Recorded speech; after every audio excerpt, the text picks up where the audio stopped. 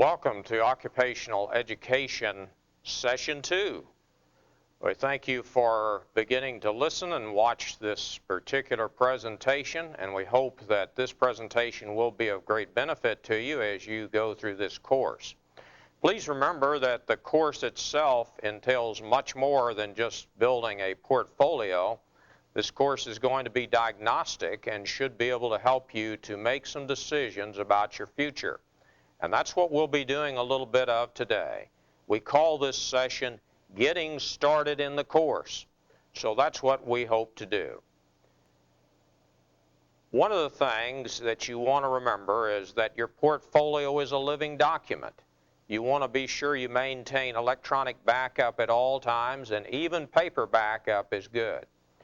Because as your professor requires you to turn in any assignments, points can be lost in the course that will severely impact your grade. Therefore, keep good backup of what you're doing. Keep things rolling, keep things up to date, and keep a good backup.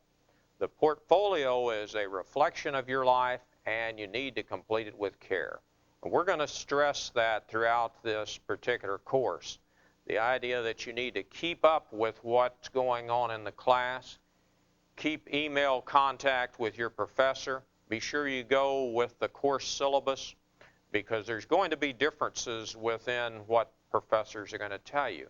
Each professor has his or her way of dealing with this course.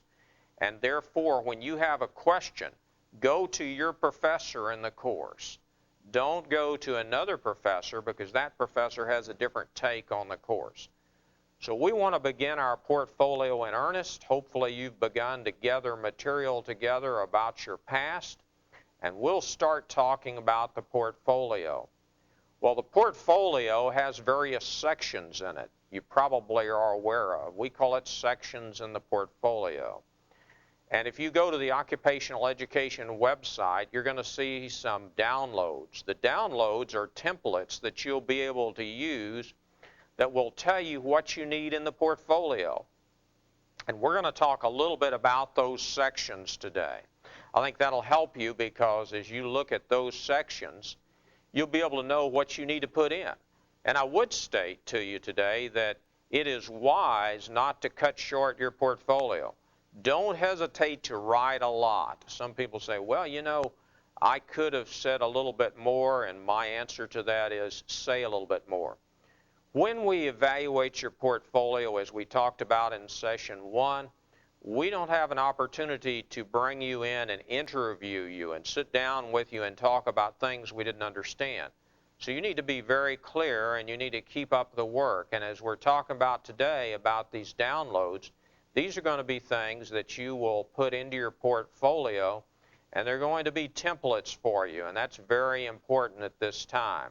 And I think that's important. We're also going to talk about additional areas today, and those additional areas would be an important area that's going to help with your articulation.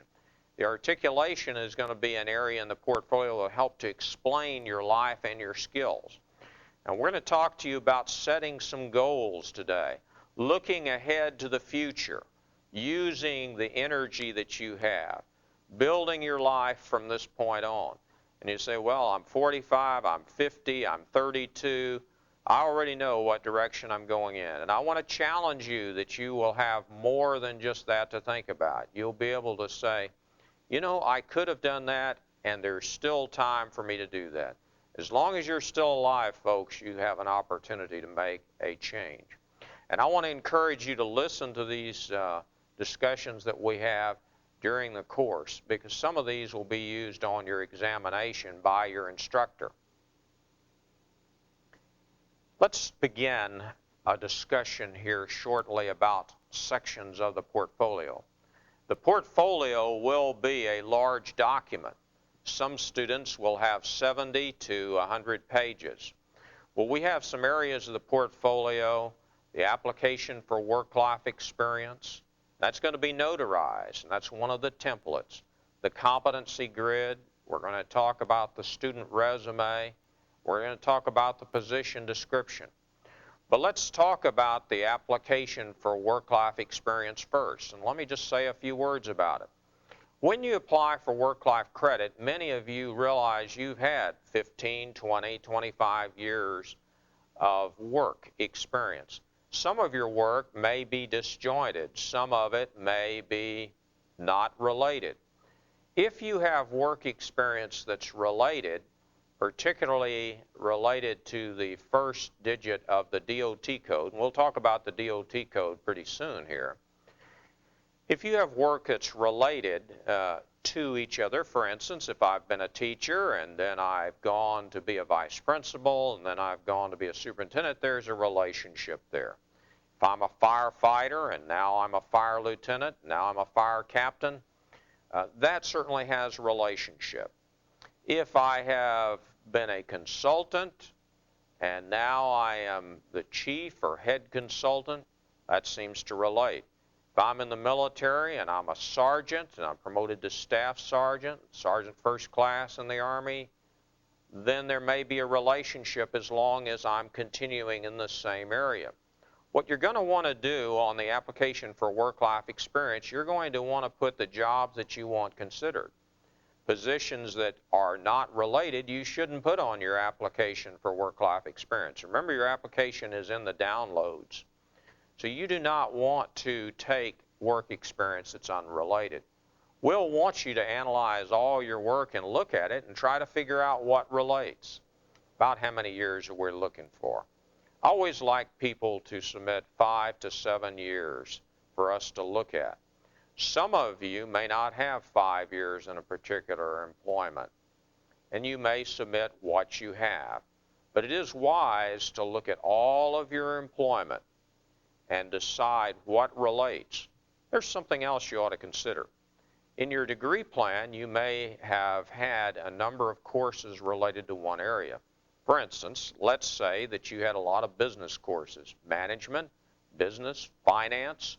You had all of these courses, and now you work for a particular department store, and you say, well, yes, my work experience relates to my courses.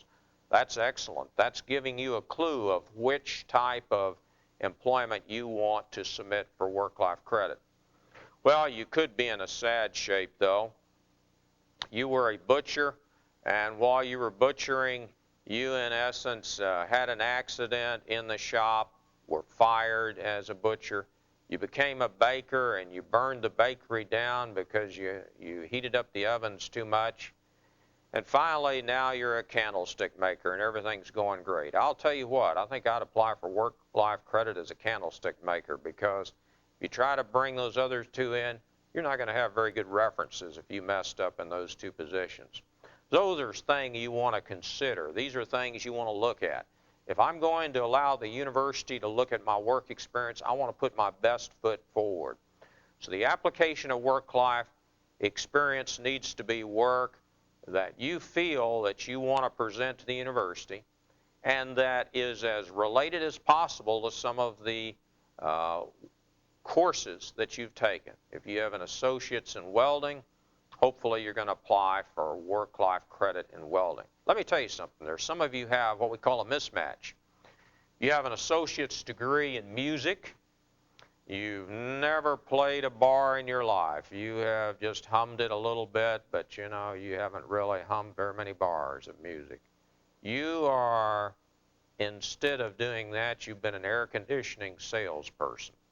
And you say, what in the world am I going to do with all of that credit in music?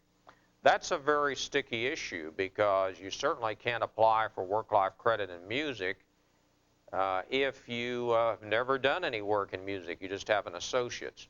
And that is an issue I will want you to email your professor about.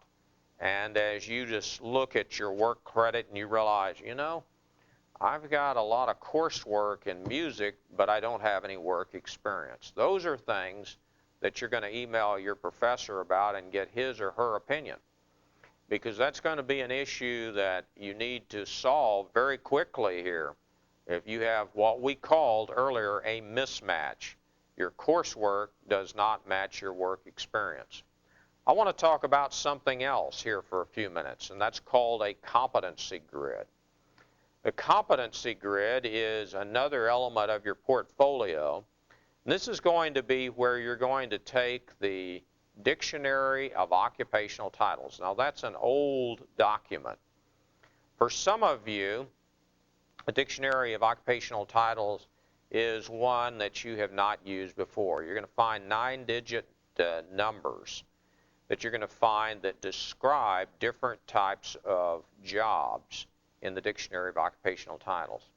You're going to go ahead and look up all of your jobs that you have, and you're going to try to, or that you've held rather, and you're going to try to come up with a DOT number.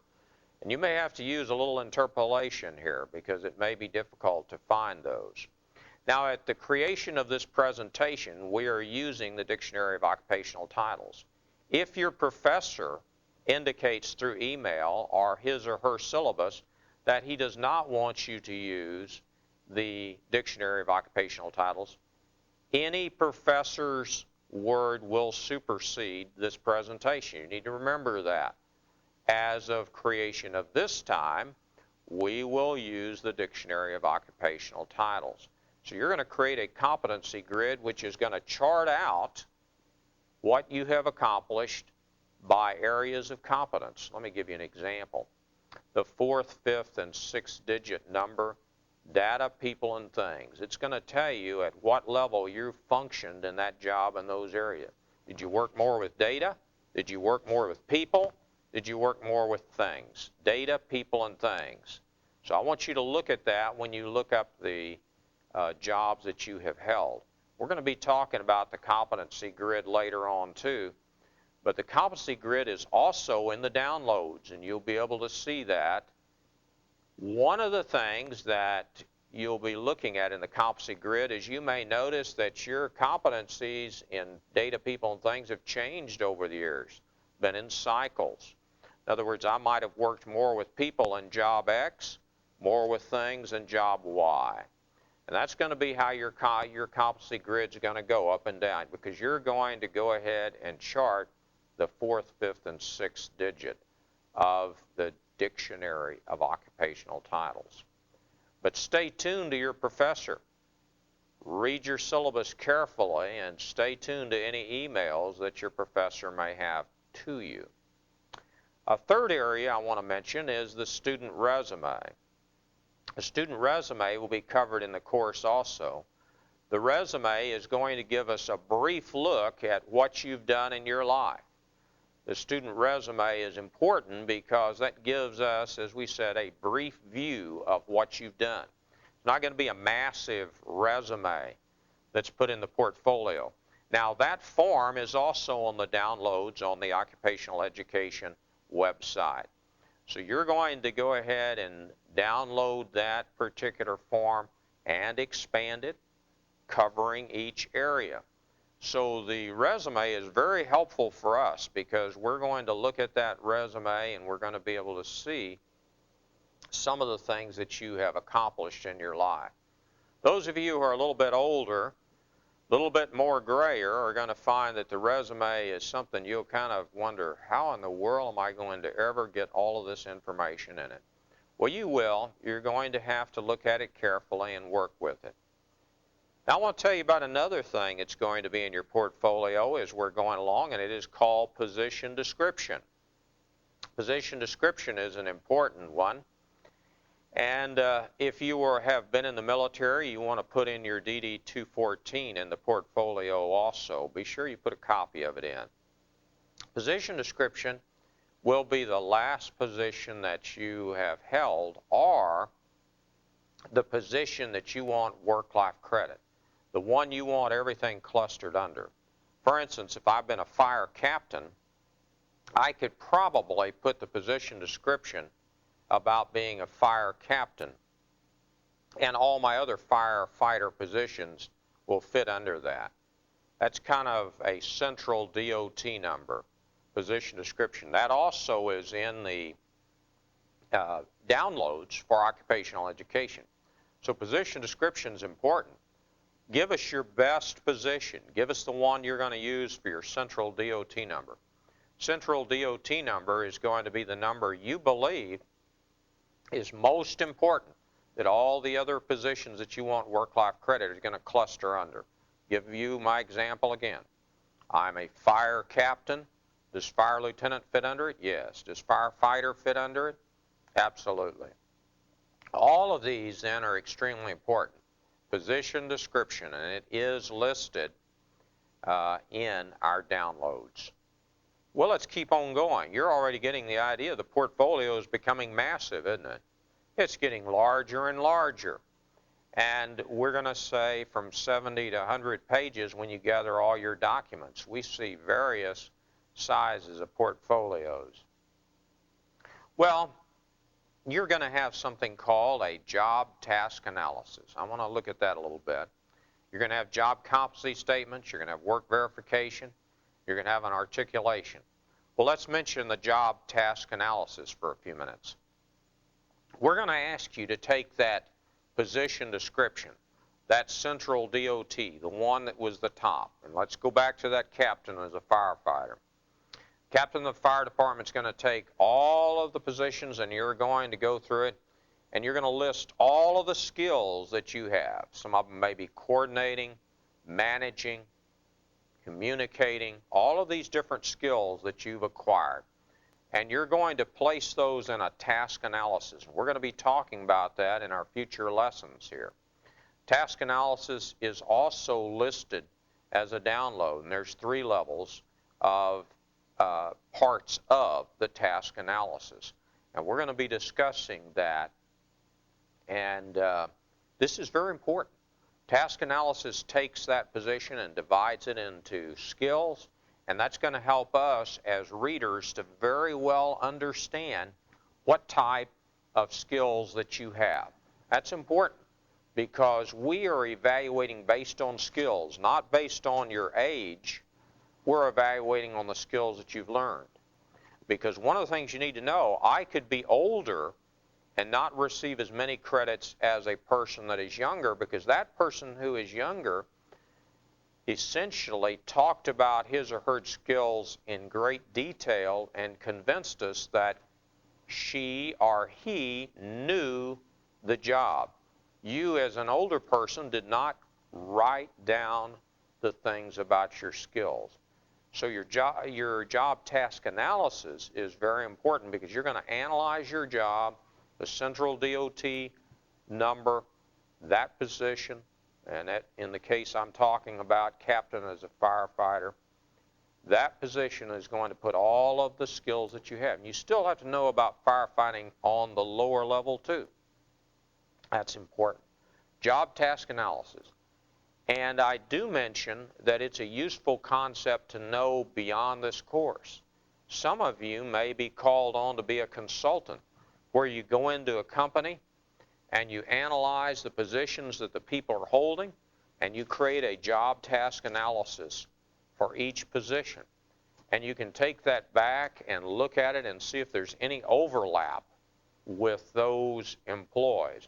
If there is, you might make a recommendation that positions be consolidated or positions be changed, or there might be a different direction. So this is a concept that'll be used in this course and can be used in other courses as well as your personal, quote, professional life. Let me talk about another area called job competency statements. We're going to be doing something there. You'll see that on the screen, job competency statements. When you come up with at least 25 of your lower level skills called atomistic skills, you're going to write about all these 25 skills at the minimum, so that we better understand your skills. You're going to indicate what the skills are. You're going to indicate how well you do the skill. You're going to indicate what conditions you can perform the skill under. And then you're going to tell us what you must know to be able to do those skills. That's a mouthful. And each competency statement, you probably ought to try to get close to a page in writing on the competency statements. That's a very good thing if you can do that. Some of you are going to struggle as you look at the atomistic skills. You say, well, I don't know if I can write enough information about coordinating or whatever your atomistic skill might be. But I want to encourage you at this point in Lesson 2 to realize when we get to the job competency statements, spend a lot of time on those job competency statements. Those are very important because as readers, we're going to look at those competency statements and say, yes, she understands her job very well. She's convinced me that she has mastered her job. She needs work-life credit. Some of you are concerned about how do I prove that I've done something. I want to talk a little bit about work verification letters. We will ask you in this course to prove where you worked and what you did and how competent you were. Some of you in the military will provide statements from the military of your old evaluations for the Air Force, Army, Marines, Navy, Coast Guard. You will provide some of these military evaluations. Those of you who are civilians will provide 3 work verification letters from employment that you are applying for credit. Now, if I'm applying for work-life credit for a 7-year period, and I'm not going to use the other 13 years of my 20-year career, let's say, I would want to get letters from that 7-year period. That's the strongest letters to show who I am. Now, in the event you're not going to be able to comply with these requests that we have for proving who you are, you're going to notify your instructor by email, who will then inform you of what to do. Normally, your instructor will refer you to the chair of the program for some alternative of how to prove who you are.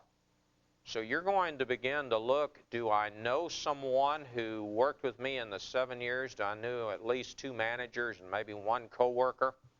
Because we want 2 that have been supervisors and 1 coworker, if at all possible. In the military, you're going to pull up your old evaluations. And those of you who have been self-employed, we want you to pull up your old income taxes to show us that you really own that company. And we need that so that we can prove that you really were a full-time employee.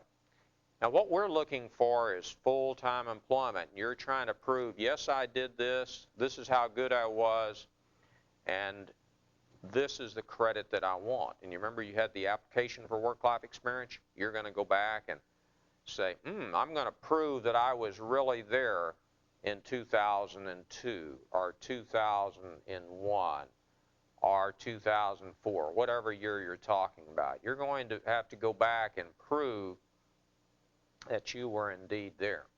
And again, if you're going to be unable to provide the documentation needed, you're going to inform your instructor, and your instructor will then go ahead and tell you what to do.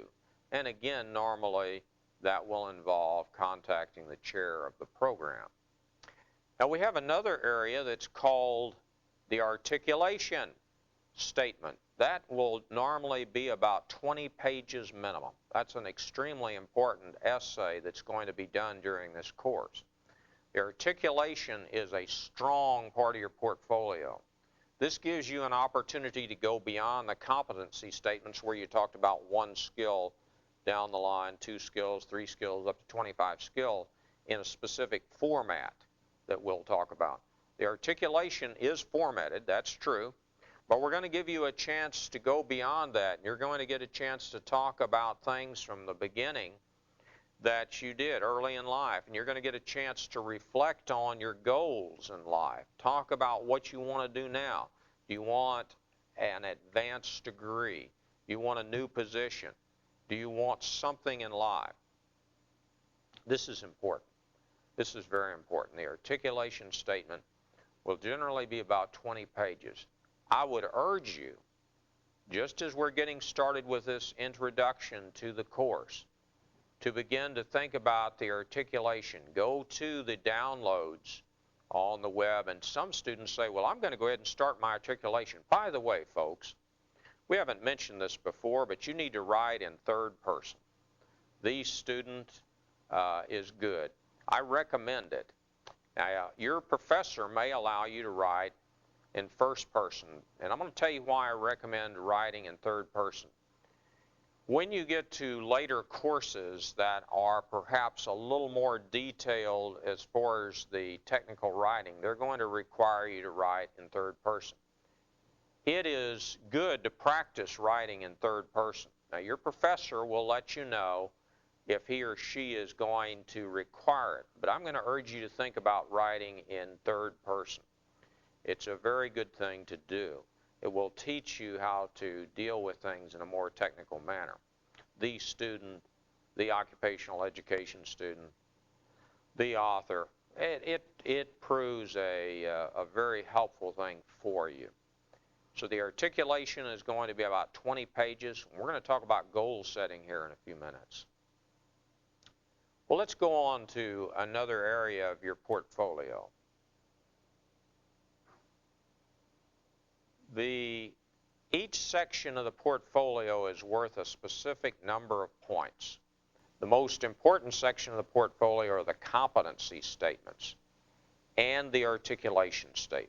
The extra-institutional section, which I mentioned, is very important.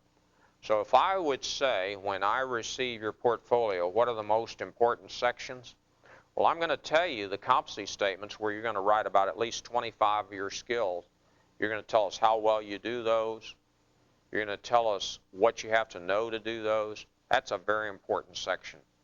And the articulation statement, the extra-institutional section, that's where you're going to discuss your jobs in great detail. You're going to discuss your training in great detail. Those are very, very important in this particular program. So I want to just mention here, these are things that you want to spend a lot of time with. Some people will spend 2 or 3 weeks working on the competency grid where they go ahead and mark in all of their levels from the Dictionary of Occupational Titles, and they have a beautiful graph that comes up. But a lot of times that graph is worth a whopping 1 point or so. But you go to the competency statements and they'll shortchange themselves. They'll not spend the time. They'll have what we call midnight competency statements. The last 2 weeks before the semester is over, they'll write those. Then they'll get into a 1 a.m. one, which is even worse. And then a few folks go to the 3 a.m. version. Once you get to the 3 a.m. version of competency statements, that's going to be pretty rough. It's going to be pretty rough for the reader. Remember, your professor has got to rate your portfolio at least at a 75 to be able to allow you to apply for that work-life credit. And we are very strict on that, so that's important. So